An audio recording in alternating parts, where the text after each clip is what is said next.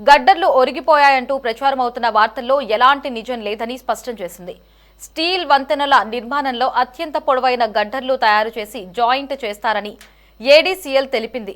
ఇలా జాయింట్ చేసేటప్పుడు గడ్డర్లు స్ట్రైట్ లైన్లో మిల్లీమీటర్ల ఖచ్చితత్వంతో బేరింగ్ల పైన కూర్చోవాలని, ఒకసారి ఇలా కూర్చోని పక్షంలో ఐరన్ గడ్డర్ల జాయింట్లను విడదీసి సరిచేయడం జరుగుతుందని తెలిపింది. అంతే తప్ప వంతెన నిర్మాణంలో ఏ భాగాలను కూడా తొలగించలేదని, స్టీల్ వంతెన అత్యంత సురక్షితంగా బలంగా ఉందని ఏడీసీఎల్ స్పష్టం చేసింది.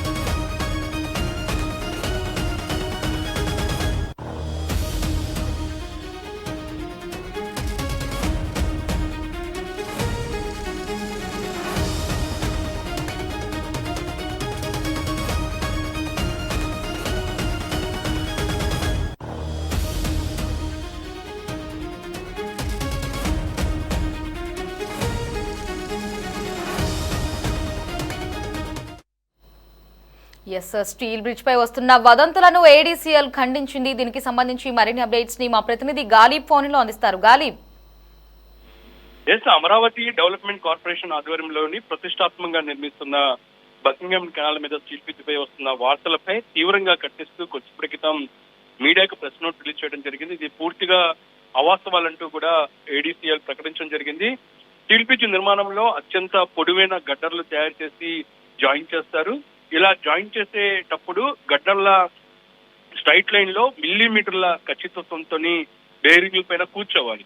అయితే ఒక్కోసారి ఇలా కూర్చొని పక్షంలోని ఐరన్ గడ్డర్ల జాయింట్లను విడదీసి సరిచేయటం జరుగుతుంది. అంతే తప్ప వంతెన నిర్మాణంలో ఏ భాగాలను కూడా తొలగించలేదు. స్టీల్ వంతెన అత్యంత సురక్షితంగా బలంగా ఉంటుంది అనే దానిపై కూడా ఏడీసీఎల్ నుంచి కూడా ప్రెస్ మీట్ చేయడం జరిగింది. ఎందుకంటే ఈరోజు ఉదయం చూసాము మనం, ప్రధానంగా కొన్ని పత్రికల్లోని స్టీల్ బ్రిడ్జ్ నిర్మాణానికి సంబంధించి సాంకేతిక లోపం తలెత్తింది, స్టీల్ బ్రిడ్జ్ సంబంధించిన గడ్డర్లను తొలగిస్తున్నారనే దానిపై కూడా పెద్ద ఎత్తున వార్తలు రాయడం జరిగింది. దాంతో పాటు స్టీల్ బ్రిడ్జ్ నిర్మాణానికి సంబంధించి చాలా ఉదాసీనంగా ఇంజనీర్లు, దాంతో పాటు నిర్మాణ సంస్థలు వ్యవహరిస్తున్నారు. భారీ కోట్ల రూపాయలతో స్టీల్ బ్రిడ్జ్ నిర్మాణం చేపడుతున్న నేపథ్యంలోని ఎక్కడ పూర్తి స్థాయిలోని నాణ్యత లేదు అంటూ కూడా పెద్ద ఎత్తున వార్తలు వచ్చిన నేపథ్యంలో దీని మీద తీవ్రంగా ఖండిస్తూ అమరావతి డెవలప్మెంట్ కార్పొరేషన్ ఆధ్వర్యంలోని ప్రెస్ నోట్ రిలీజ్ చేయడం జరిగింది. అయితే అమరావతి రాజధాని ప్రాంతంలోని రోడ్లతో పాటు బ్రిడ్జిలకు సంబంధించిన నిర్మాణ పర్యవేక్షణ మొత్తం ఏడీసీఎల్ ఆధ్వర్యంలో జరుగుతుంది. ఈ నేపథ్యంలోనే ప్రస్తుతం స్టీల్ బ్రిడ్జ్ నిర్మాణానికి సంబంధించి వస్తున్న వార్తలను ఖండిస్తూ ఈ మీడియాకు సంబంధించి ఒక నోట్ ను కూడా రిలీజ్ చేయడం జరిగింది. ప్రధానంగా చూసినట్టయితే ఈ స్టీల్ బ్రిడ్జ్ నిర్మాణానికి సంబంధించి మనం కూడా T24/7 కూడా తొలి నుంచి నిర్మాణానికి సంబంధించి ఎప్పుడెప్పుడు అప్డేట్ ఇస్తున్నాము. ఎందుకంటే నవంబర్ మాసంలోని గత ఏడాది నవంబర్ లో స్టీల్ బ్రిడ్జ్ కి సంబంధించిన నిర్మాణం ప్రారంభమవడం జరిగింది. ప్రధానంగా అమరావతి సీడాక్సిస్ రోడ్డుకి సులువుగా వెళ్లేందుకు, దాంతో పాటు ఏదైతే మనకు కనబడుతున్న కృష్ణా సంబంధించిన కరకట్ట మీద ట్రాఫిక్ రద్దీని తగ్గించేందుకు ఈ బకింగ్హామ్ కెనాల్ మీద స్టీల్ బ్రిడ్జ్ ను నిర్మిస్తూ ఉన్నారు. ఈ స్టీల్ బ్రిడ్జ్ ను మొత్తం 125 మీటర్ల పొడవుతో నిర్మించడం జరిగింది.